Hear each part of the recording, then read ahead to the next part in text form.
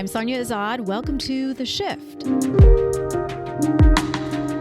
Real connection, healthy conversation as we navigate life's changes and challenges together. Thanks to our friends at CryoCon for making this podcast possible. Hair and makeup generously provided by Glam House Collective. Hi, I'm Sonia Azad. Welcome to The Shift. We have got a great episode planned for you today. I'm joined by Dr. Thomas Seager. I like to call you, Dr. Seager, the coolest guy around. Have you ever heard that one before? Is this a first? No, but I think you're just saying that because I run an ice bath company. It's true. And a whole lot more. There's so much to you. We're going to talk all about your company, ice baths, cryotherapy, as well as cold plunges. Thank you so much for your time today. You are really the person to talk to about this. I know cold plunge is kind of having a long moment in the health and wellness and certainly biohacking world. And we're going to talk all about that. But I want to start with you.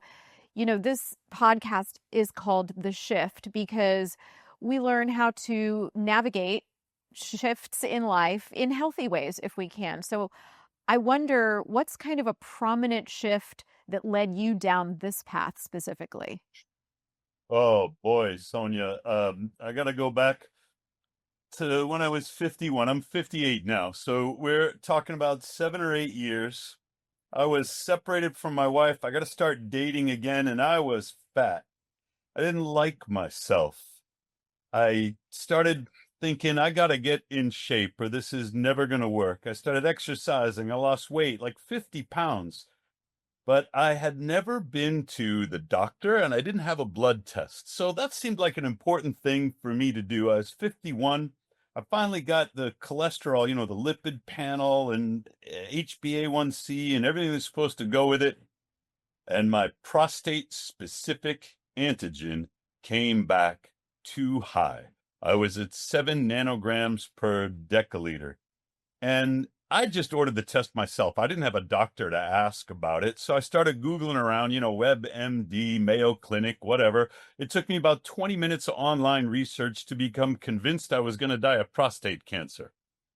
That's just the catastrophic mind at work, because that's the way people, when they're afraid or they get a health scare, they tend to go to what's the worst possible outcome. I thought I should really talk to some other guys about this. So I called some of my friends and acquaintances and I asked them if they'd ever had a prostate exam or a PSA. And these stories, they came pouring out of friends and acquaintances of mine about their exam, about their biopsy, about their prostatectomy. And I was faced in my own mind with a choice. I'm either going to die of prostate cancer or I'm going to have a painful series of procedures that leaves me impotent for the rest of my life. I didn't want that. I didn't trust the doctors. I didn't trust centralized medicine. And I thought if the best that they can do for me is take my prostate out and take my, what felt like my manhood with it, who is ever going to love me? How am I ever going to date again? I felt quite desperate.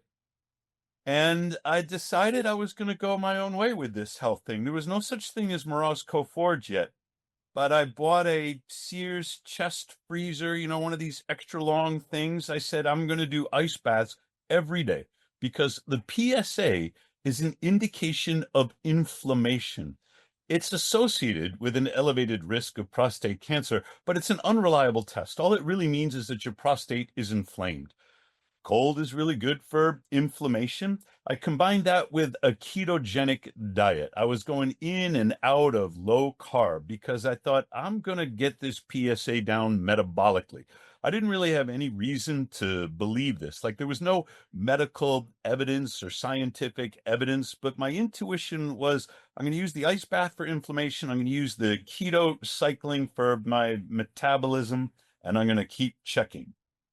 I didn't tell my daughter. I didn't tell my wife. We were separated. I didn't tell my son. I didn't tell anybody in my family because I was afraid that they would implore me to go to the doctor, and I was determined to give myself a chance without the doctor first. And dang, Sonia, 4 months later, my PSA came down. So I was up at 7 and it came down to 1.8. I eventually got it down to 0.8. And that was about the same time, because I'm doing this whole male health panel at the lab. That was about the same time that my testosterone results came back. I was at 1180 nanograms per deciliter, which was off the charts for a fat college professor in his 50s, you know? Because my PSA came back like no elevated risk, I thought, all right, I'll go to the urologist. I'll make an appointment. I'll bring my test results. He's probably going to just pat me on the back, tell me what a great job I'm doing, and ask me how I did it, right? But that's not what happened. He was not in the least bit concerned with my PSA. No risk of prostate cancer, not worried about it. What he really wanted was to corroborate these testosterone results. Like this guy, he's in Scottsdale, he's about my age, and he's looking at me and he's going, there's no way. There's no way this Seager guy has 1180 nanograms per deciliter of testosterone. He must be taking steroids. So he ordered this other test. He didn't tell me what it was about, luteinizing hormone. I had to go back to the lab. I had to get a blood draw. They pulled, a luteinizing hormone test came back 8.9, off the charts, too high. And that's how my urologist knew that I was natural. We started selling ice baths. I wrote an article. I put it up on Morozko Forge about everything that happened to me. Nobody read it. Nobody believed it. Well, I tweeted about it, and all these Twitter doctors came at me and said, there's no randomized, double-blind, placebo-controlled trial that says the thing that happened to you actually happened to you.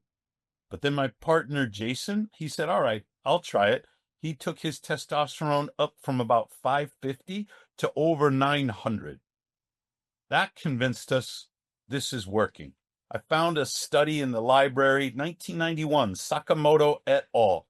They tried ice bath after exercise, which is the way everybody's doing it. Testosterone went down.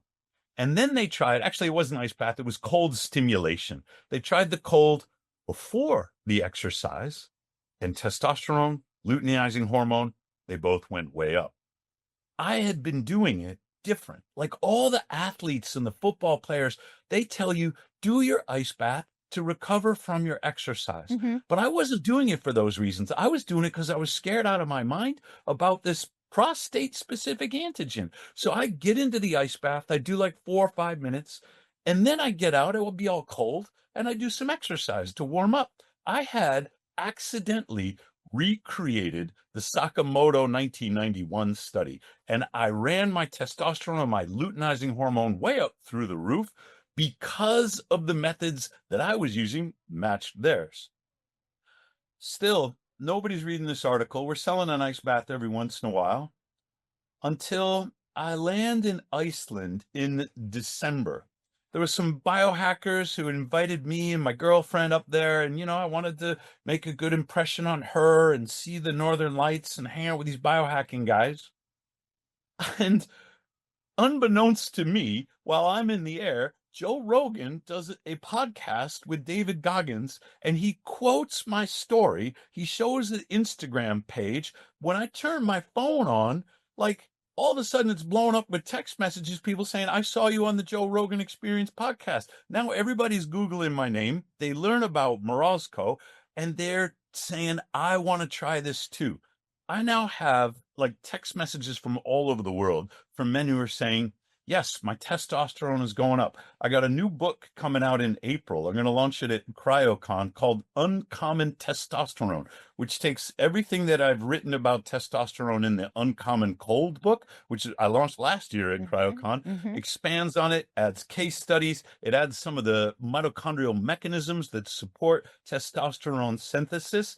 And that, Sonia, is a really long answer to your question, did I handle an important shift in my life?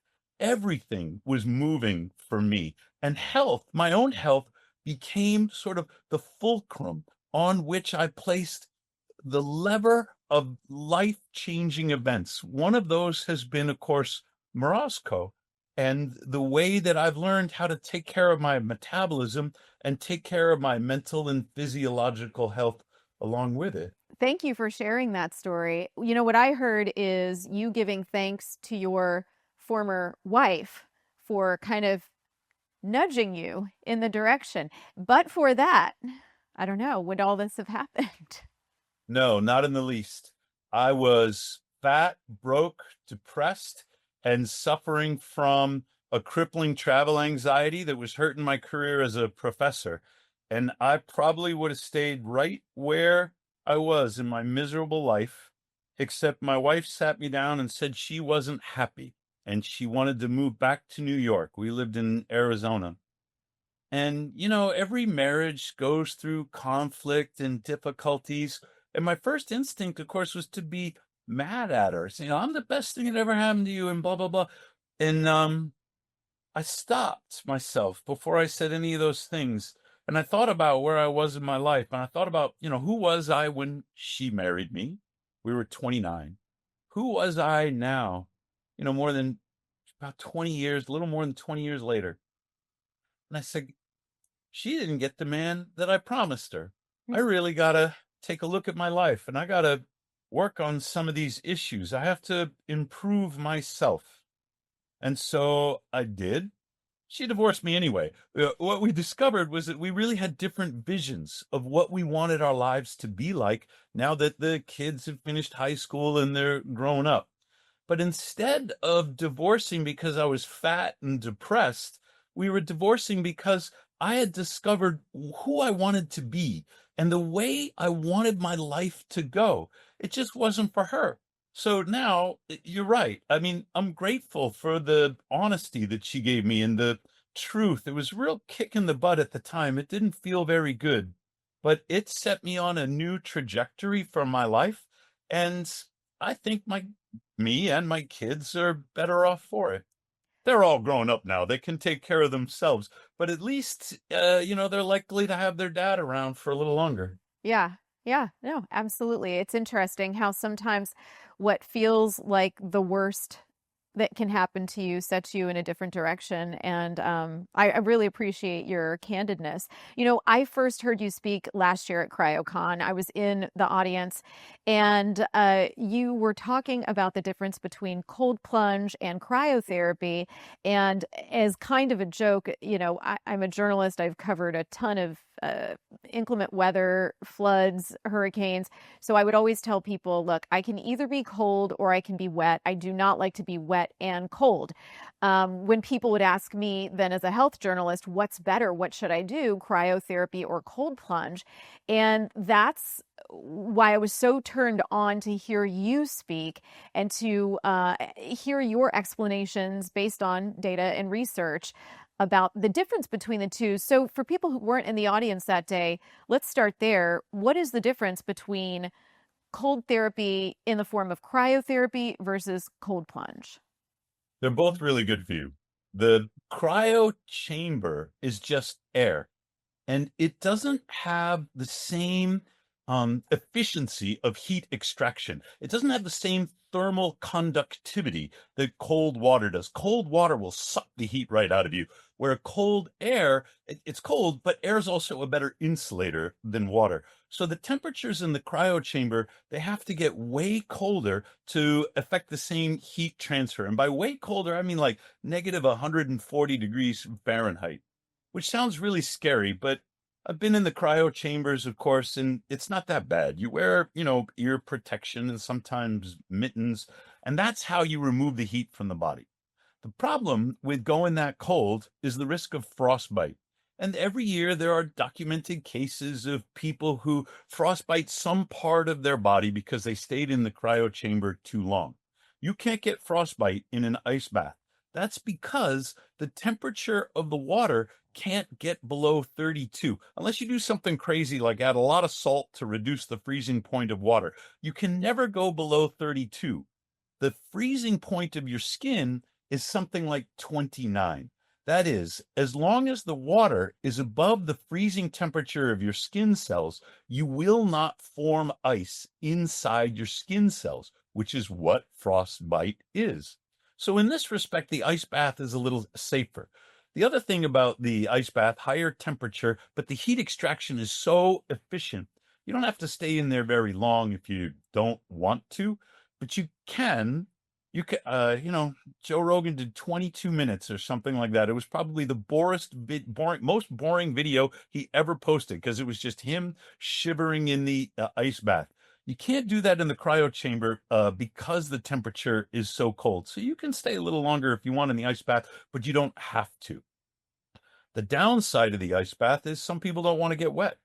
And sometimes, if you're going to a spa or a wellness center, you don't want to share the water. Like Morozko has an ozone disinfection system. It's very powerful. It keeps the water clean. But if there's something in the back of your mind about how you just don't want to share bath water with other people, you're better off in the cryo chamber. So those are the two big ones, the 2 points of comparison. The cryo chamber is more dangerous for frostbite, but the ice bath, you gotta get wet. The only other difference, especially for the business owner, is that cryo chambers are much more expensive than ice baths are now. And that's a consideration for a lot of people.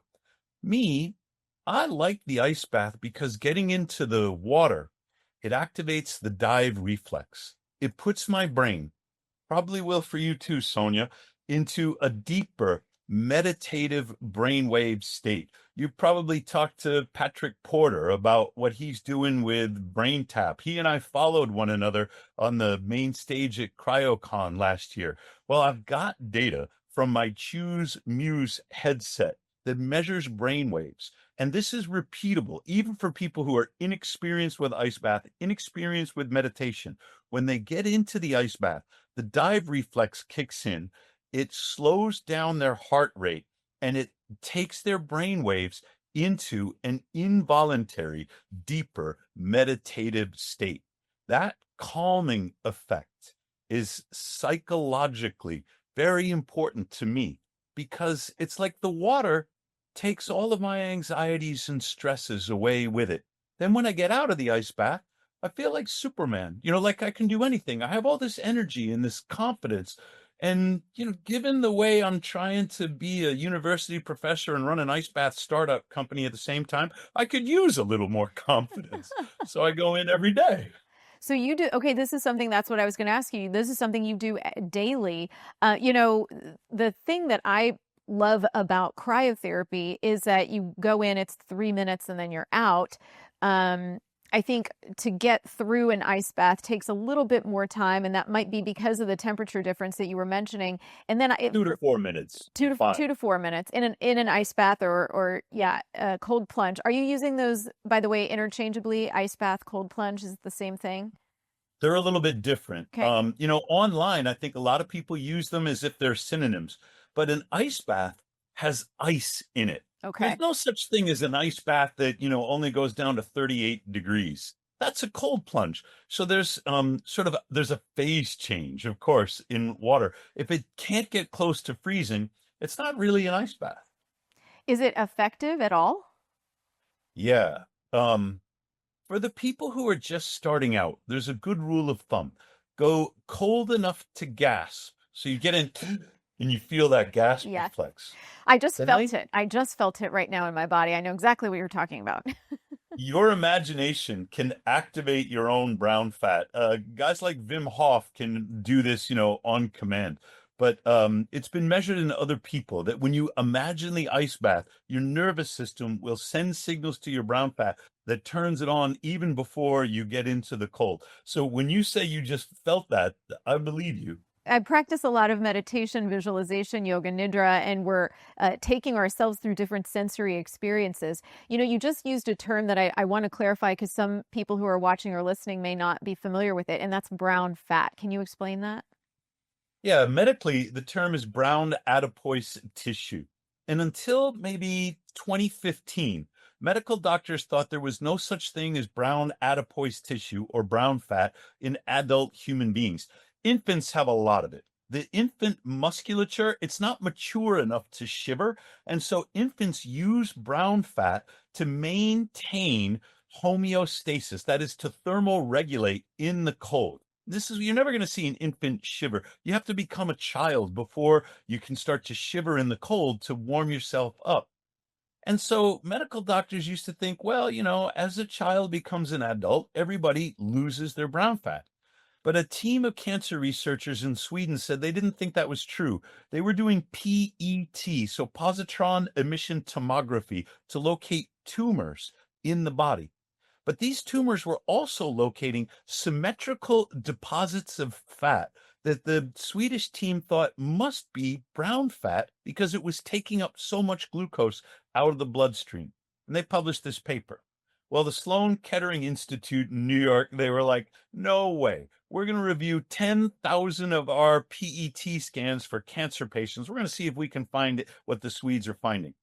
95% of Americans over 40 have zero detectable brown fat. And that's because they have heated leather seats and, central temperature control in their homes, and they never get cold. But 5% of those scans did have detectable brown fat. You get cold and you will train your body to recruit new brown fat, to take white fat cells and what's called beiging them, to pack them full of new mitochondria so that these brown fat cells can do something called cold thermogenesis. That is, keep you warm in the cold. It takes about 2 weeks of daily ice bath training, and then you won't feel that urge to shiver anymore. The brown fat is doing its job keeping you warm without the shivering. You're ruining things for me. I really strongly dislike, I'm trying not to use the word hate, but I really strongly dislike being cold. And I'm sure my producer Ashley is laughing behind the glass there because she and I just had a conversation about how we love to be warm. I mean, when I'm at home, I love wrapping myself up in a robe. This is probably not beneficial to me in the long run. Is that what I'm hearing?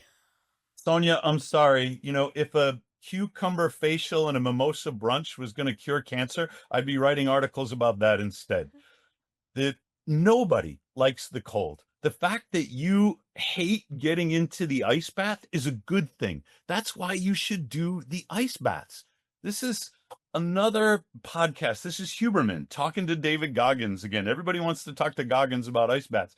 And Huberman says there is a portion of your brain called the anterior mid-cingulate cortex. Huberman says some scientists think this is the site of the will to live. When you do things that you hate and you have the discipline to do them anyway, the anterior mid-cingulate cortex grows. Not when if you enjoy it, even if it's stressful, it's not going to grow your discipline. But if you hate it and you do it anyway, grow your anterior mid-cingulate cortex and expand your will to live. The studies that Huberman cited indicate that people with a larger anterior mid-cingulate cortex do indeed live longer. So Sonia, crank that, temperature controller down into the 30s. Do the thing you hate for 30 seconds. When you get out, you're going to be so proud of yourself. You're going to have all this energy. You're going to recruit brown fat, and you won't need the robe anymore. Okay, I'm going to do it. I'm going to try. I promise you. And then when it's 110 degrees in Texas, I will be dunking myself in ice baths or cold plunges, whatever's available to me for 2 weeks. I'll do it daily. So, and then I'll report back to you. I'll see you at CryoCon. Yeah. I will bring you Morozko. We'll get you into the Morozko that we bring to the conference. So, yeah, I wanted to ask you, number one, about the conference and whether or not you guys will be kind of facilitating this opportunity or experience for people. And two, tell me about this book, because I was there last year, so I got to hear about the book from last year. And then here you are again. I mean, so prolific. I don't know where you find the time. That's my job. Is to write, publish, do research.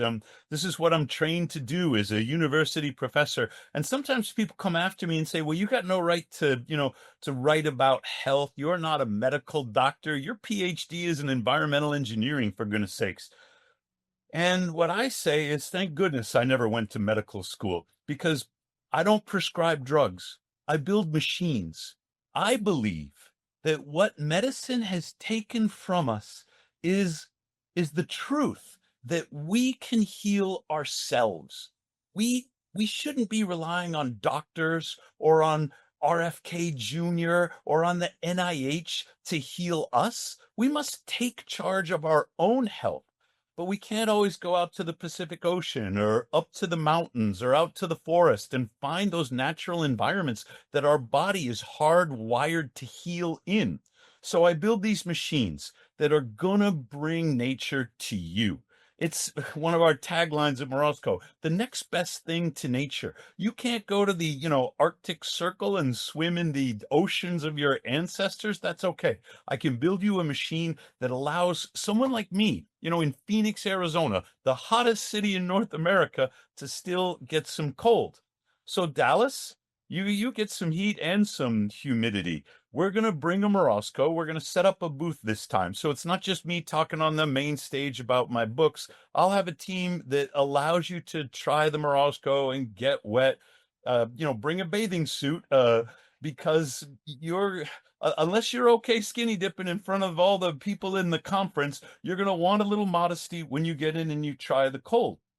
But on stage, I will be giving a talk that is just about testosterone and the metabolic benefits that an ice bath gives you that result in a testosterone boost. This happens for women and for men. And because all the research is, of course, on men, a lot of women don't even realize testosterone is the dominant sex hormone in women, too. Healthy women have 3 or 4 times the testosterone as they do estradiol. A lot of women, especially after menopause, become low in testosterone and they don't even know it because their doctors or clinicians aren't even asking them to get tested. The focus of my talk is going to be on everything I've learned, both about my own testosterone, these case studies, which are readers who have documented with their lab reports what's happened to them, and a deeper dive into the mechanisms by which testosterone is synthesized in your body. That's the Uncommon Testosterone book. Everything that I've ever written is available for free at morozkoforge.com. You can read all the science articles. But last year, I compiled them into a book format because sometimes you really need the hard copy. And that's what we sold at our booth last year. It's not available on Amazon. I didn't upload it to Kindle or anything like that. We just sold it at the conference and on the Morozko Forge website, which is why not a lot of people have it. But for this Uncommon Testosterone book, we will upload it to Amazon. I will record an audio version because I want to reach a broader audience. I want people to know that low testosterone is optional. There's no reason that a man my age or even older has to suffer a loss of that feeling of vitality and energy. And there's no reason he has to go on TRT. He can maintain healthy testosterone levels if he's willing to do ice bath and then exercise. But Sonia, you're a woman. You don't even have to do the exercise part. In women, about a quarter of the testosterone is made in the ovaries. And that's great. We want to keep the ovaries healthy. But the rest of the testosterone is made in the skin cells, the fat cells, and the adrenal glands. Guess what stimulates your skin cells, your fat cells, and your adrenal glands? An ice bath. Yeah. Women get an immediate testosterone boost almost as soon as they get into the water. I'm glad you mentioned this connection between women and testosterone. I do a lot of work with women who are kind of in the perimenopausal stages of life, and we talk a lot about the fluctuations of estrogen and progesterone, less about testosterone. And I do hope maybe to see some studies around women and testosterone as it relates to ice baths and cold plunge. I'm curious, why come to CryoCon to release these books and this research? Why this type of convention specifically? I used to write journal articles. I've got like 180 scientific journal articles, and they've been cited 10,000 times. I used to get funding from the National Science Foundation and the EPA, and I still have a project with the Office of Naval Research. So this is what academics do. The problem is that nobody reads peer-reviewed journal articles. So, we're all just writing to one another, professors writing to other professors, and that's no good. I can be in the library, but nobody's going to find out how to take care of themselves if I stay in the library. I got to go to these conferences. I have to publish these more popular books that tell stories that people can understand so that they become inspired to do the things that will maintain, their longevity and their metabolic health long into their old age. CryoCon is the premier trade show industry forum for people who really want to know. The audience is capable of understanding what I'm telling them and then telling their customers or telling their clients, telling other people about where to learn more and provide the equipment that people need. Not everybody can afford a $22,000 ice bath, but provide the equipment that people need on a sort of a pay-as-you-go basis so they can turn their health around too, so that they can make a shift in their lives like I did in mine.